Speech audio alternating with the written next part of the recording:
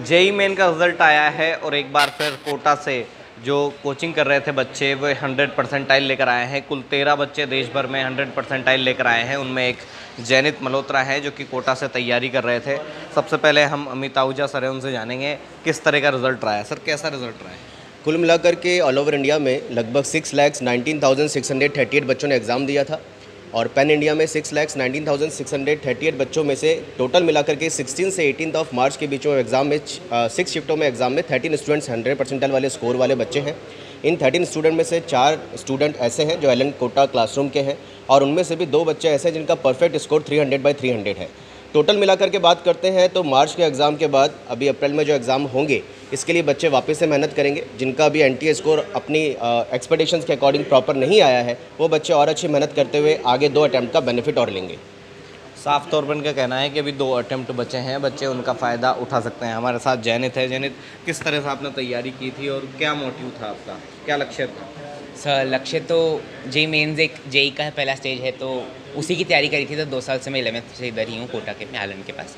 तो उसका अच्छा करना सर अब रहता ही है कि जिस चीज़ की तैयारी कर रहे हैं वो वही मेरा मोटिव था और अच्छा बहुत हुआ सर 100%। और तैयारी के लिए सर एलन ने हमको बहुत तैयारी करवाई, मॉड्यूल्स दिए, शीट्स दी वगैरह। मैं एलन की सारी शीट्स करी। उसके अलावा sir previous year JEE main के पेपर्स और जितने मुझे मॉक टेस्ट वगैरह मिल पाए या जैसा भी फेब अटेम्प्ट के पेपर्स जो 6 के 6 शिफ्ट में हुए थे, इन सोर्सेज से मैंने तैयारी करी। केमिस्ट्री में एनसीईआरटी बहुत इंपॉर्टेंट है, मैथ्स फिजिक्स में भी एनसीईआरटी कुछ हद तक बहुत इंपॉर्टेंट है। और अपनी शीट्स, अपने मॉड्यूल्स, अपनी शीट्स की एक्सरसाइजेज, इन सब से तैयारी करी सर जो हमको मिले थे। आप 100 परसेंटाइल के क्लब में शामिल हुए हैं तो श्री गंगानगर से आते हैं, तो कोटा क्या सोच के आए थे?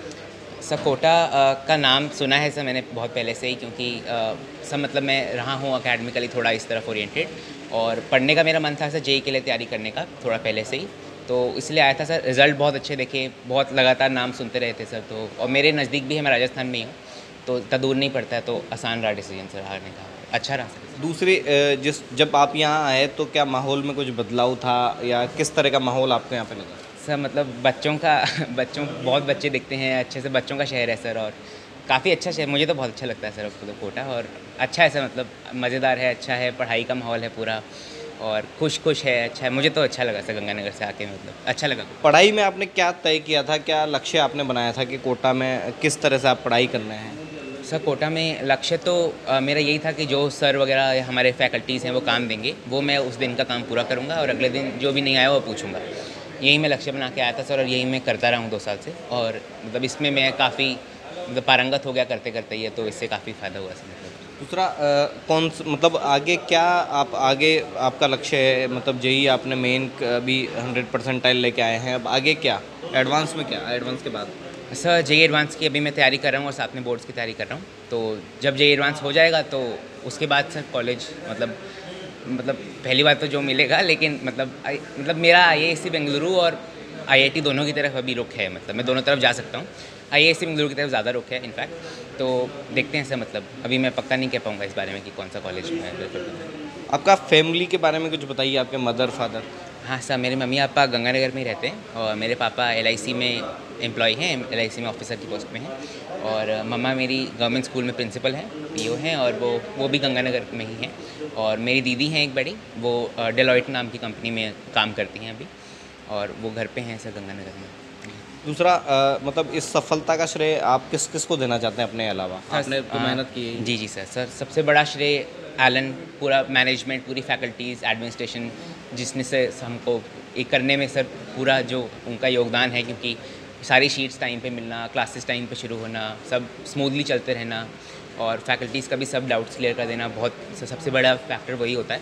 और बाकी सर मम्मी पापा का योगदान है सर, क्योंकि वो घर पे से सपोर्ट करते रहते हैं सर और मदद करते हैं, कुछ ना कभी टेस्ट बुरा जाए तो संभालते हैं सर, उनका बहुत योगदान है। कि कई बच्चे स्ट्रेस में आ जाते हैं और वो परेशान होते हैं, फिर पढ़ाई नहीं कर पाते हैं, तो ऐसे बच्चों के लिए क्या टिप्स देना चाहेंगे? सब परेशान होते हैं तो मतलब सही बात है, अगर टेस्ट बुरा जाता है या आपकी परफॉर्मेंस आपके हिसाब से नहीं आती है, जिस हिसाब से आप तैयारी कर रहे हैं, तो परेशान होता है बंदा।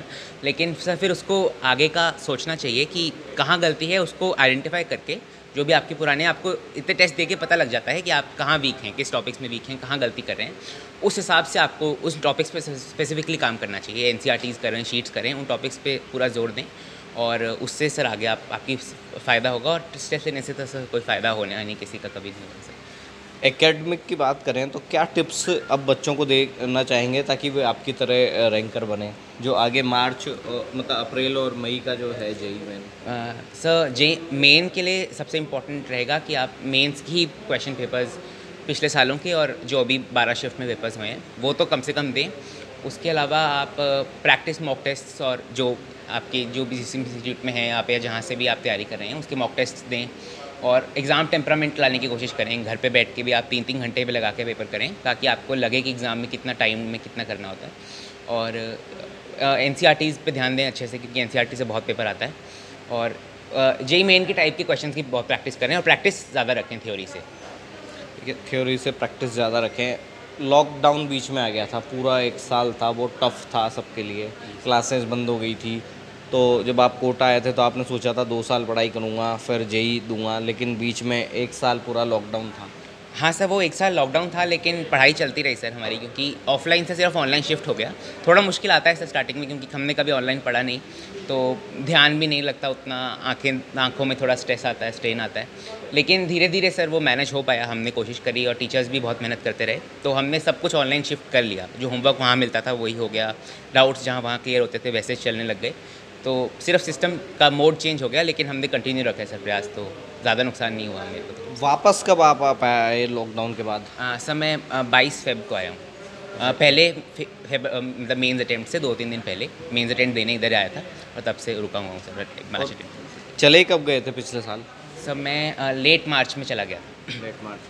लेट मार्च में आप चले गए थे। अब जब वापस आए हैं तो कैसे साथियों के साथ अकेले रहते हैं, क्योंकि मदर फादर तो आपके सर्विस में हैं, वो गंगानगर रहते हैं? सर मैं हॉस्टल में रहता हूँ, और मेरे कई सारे और दोस्त भी हैं जिनकी मम्मी पापा नहीं रहते अभी इधर, तो वो भी हॉस्टल में रहते हैं। तो हम सर मतलब अपना अपना पढ़ते हैं, और साथ में जब मेस वगैरह के टाइम इकट्ठे होते हैं सर बातचीत करते हैं। ऐसा मतलब खुशी का माहौल है, ऐसा कुछ नहीं है कि ज़्यादा तो क्या कंपटीशन आपको लगता है यहाँ पर होता है स्टूडेंट्स में? हाँ सर, मतलब कंपटीशन तो है ही यहाँ पे, क्योंकि बहुत अच्छे अच्छे बच्चे हैं सर कोटा में, तो आपस में कंपटीशन रहता है बहुत। हर रैंक के बच्चे, हर टाइप के बच्चे सर आपके पास हैं, तो काफ़ी कॉम्पिटिटिव है सर कोटा मतलब।